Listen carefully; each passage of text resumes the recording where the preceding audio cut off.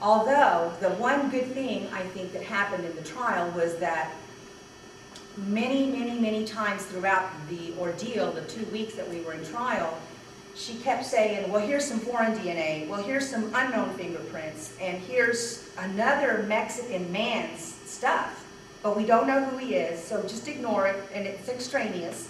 And it was on the other side of the charts. They have these big, huge charts with all this mixed DNAs and the girl's DNA, my brother's DNA, and then all this extraneous stuff way on the end of the chart that the jury was instructed to ignore and to forget about it, that it wasn't important.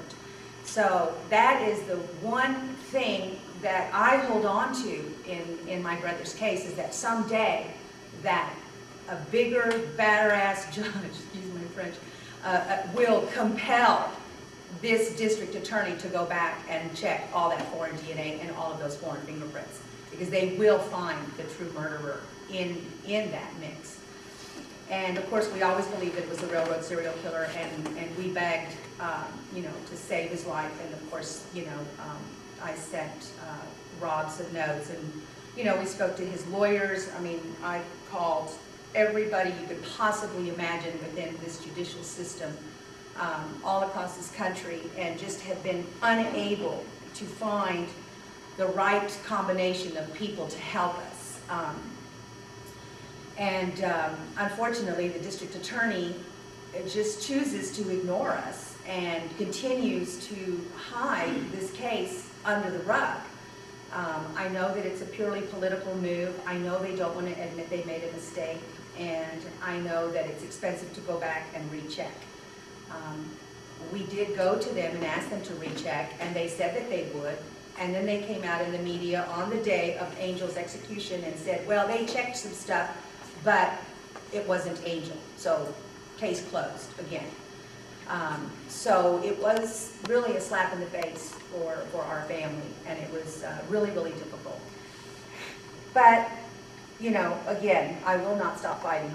And my brother is a very precious, sweet man that does not deserve what has been put upon him. And 8 years is an extraordinarily long time for this case not to have been reviewed and resolved by this time. It's not going to take a genius to figure this case out. It's really not. And I can just very vividly remember when the DPS laboratory specialists were put on the stand, and they were asked about the testing of the DNA. And they said, well, we were instructed to test only for Louis and to ignore all of that foreign DNA. And that has always stuck in my mind. And of course, you know, it's just been, it's been really like pulling teeth to try to get anybody to go back, because once it's done, it's really hard to undo it. And I've heard so many people say, I feel really sorry for you, Delia, because, you know, 99.999% of the time they're going to get executed anyway, no matter what you do. Well, I'm holding on to that little tiny bit.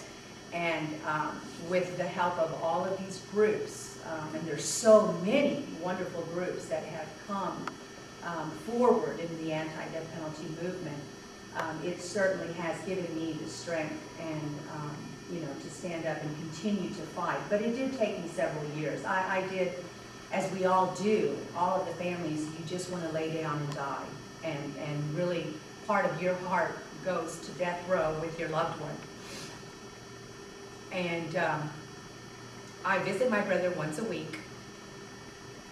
And it has been probably, you know, I sat down the other day and I figured out that I spent $72,000 on car rentals and gas money and just going over back and forth to visit him. And it has been a really difficult life for my family. My mother died. She just lay down and could not handle the grief and had a heart attack and a stroke and passed away. And but she was really the impetus behind my strength.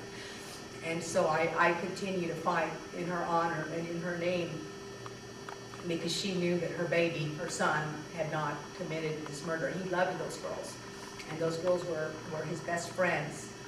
And I have another little brother that was also very dear friends with Michelle and Scott, her brother, and they still remain the best of friends.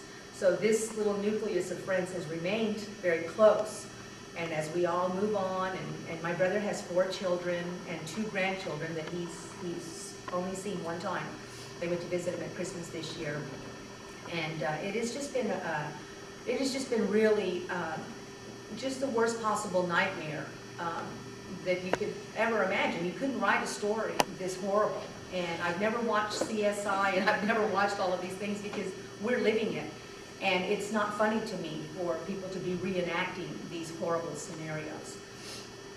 But my brother is very, very strong and very, very hopeful and prayerful, and he believes in the justice system. So he honestly believes that someday that we are going to save his life, even though he knows that his number is coming up, and he's watched so many people die next to him, all of his friends, because they do become friends, even though they are isolated. My brother is over 6 feet tall, and the cage that he's in is like 6 by 6. So his feet touch the wall, and his head touches the ceiling, and he can touch all 4 walls. So he doesn't really get a chance to move around very much. And as you can see in the pictures, he's humongous. So it's really been tough on him that he can't even lay down to do a sit-up or to do, I sent him books, I sent him all kinds of books on stretching and Tai-Bo or T-Bo, whatever, Tai Chi, but he can't move to do that, so he gets really upset with me that I send him all of that stuff, but I just, want him to just keep, living life like he would normally. He was a football player, he was a basketball, baseball star. I mean, he was just really, really active. So to see him not moving is really, really difficult. But he's doing good, and he's hanging in there, and as you can see in the pictures, he is really vivacious and full of life and lively, and you can see in his eyes that he's not a murderer. And but he does make fun of the murderers on death row. And so every time I get to go and see him, then he always lets me know what these crazy people around him are doing. And so he always lifts my spirits when I go and visit him. And I think that, my brother's case is not unique. There are so many other stories. Every story is horrific. They really are. And you guys have probably heard of some of these cases, like Tony Ford and Kenneth Foster. And I recently went to William Wyatt's execution because I have somehow amassed 20-something pen pals, although several of them have been executed. And each one of them was really hard to lose, my brother's friends and my friends, because they become your family as well. And their families become your families because you see them every week on death row, and we share rides or whatever, And it was, William Wyatt also professed his innocence until the day that he was murdered by the state. And I talked to his mother the other day, a couple of days ago, and after 8 years of begging her to stand up and fight for William and to send us notes and to tell us what happened behind the scenes, but she was so distraught and so depressed that she just simply couldn't. She could get up and go to work and come home and cry, and that's it. And you just can't. It's physically and psychologically and emotionally and physiologically, it just stops you dead in your tracks. I mean, you just lose it. And she did. And so after he was executed, now she called me up and she says, they murdered my son. And that was, to me, that was a breakthrough for her, even though William is gone. But she is willing to come out to the march this year and to speak out against the death penalty. And that's when it really hits home, is when you hear from someone that actually has gone through the murder process, like Lily went through with her friend Justin.